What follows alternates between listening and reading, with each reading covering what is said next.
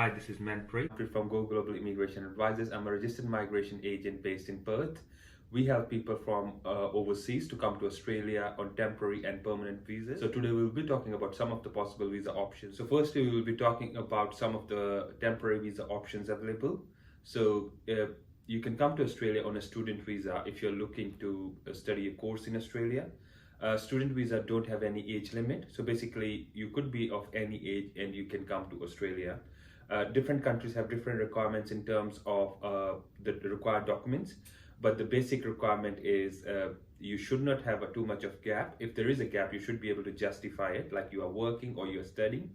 And the main requirement is GTE, which is a genuine temporary entrant. So you have to be a genuine student. So basically you have to justify to the department you are coming to Australia to study. So before you apply for a student visa, you have to be accepted by a college or a university. So you need an offer letter and then you need to pay the fees and you will get a COE. So once you have a confirmation of enrollment, you can lodge a student visa application. Student visa allows you to study full-time and work part-time. So if you're doing a course in Australia, you can work up to 40 hours a fortnight.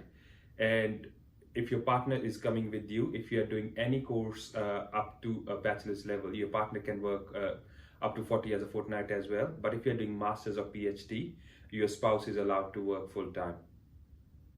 And if you're a skilled professional and thinking of moving to Australia on a temporary or permanent basis, there are few available visa options. So we'll be talking about skilled migration first. So skilled migration have three subclasses: 189, 190, 491. So 189 is skilled independent. So if you're a skilled professional and your occupation is in the medium term list, so you can apply for a 189 skilled independent visa. The first step will be lodging an EOI. You need a minimum of 65 points to lodge an EOI, and EOI is not a visa, so you can lodge an EOI. Once you receive an invitation, then you will be able to apply for a visa. This is solely a point-based stream, and more the points, more the chances. So next we'll be talking about 190, which is a state-nominated skilled visa. So 190, your occupation doesn't necessarily has to be in a medium-term list. So your occupation have to be in a state nomination list, which is different for each and every state, and each and every state have different requirements for state nomination as well. So at the moment, majority of states are closed for 190 for overseas applicants. So next we'll be talking about 491, which is a provisional PR, we say in a plain language. 491 have two streams. One is a family sponsored and one is state nominated.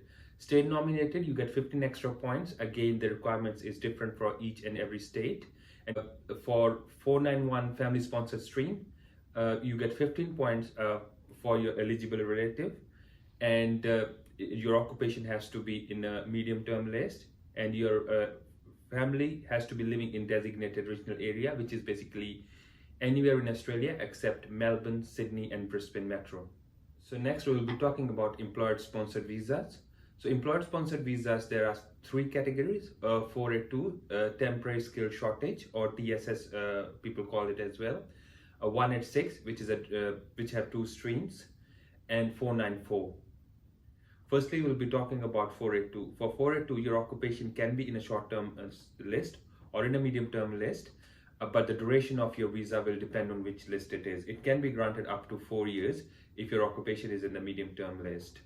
There are English requirements. You have to meet character requirements, health requirements for this visa and all other visas as well. But the main requirement is you have to have a minimum of 2 years experience in the nominated occupation or closely related occupation for which you're applying for it too. So next we'll be talking about 494, which is also employer sponsored visa. For 494, your occupation has to be in the ROL list, which is regional occupation list.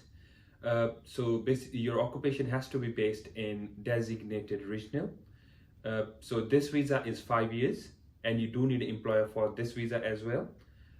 And this visa is granted for 5 years, and you have to work with that employer for at least 3 years, and after that you should be able to apply for 191, which is a PR. 494 is a provisional PR. It's sort of same as 491. So there's another employer sponsored visa, 186. 186 have two streams, 482 leading to 186, or you can apply for 186 direct entry as well. Your occupation, it has to be in a medium term list, and it can be based anywhere in Australia, but you need to have a minimum of 3 years experience to be eligible for 186.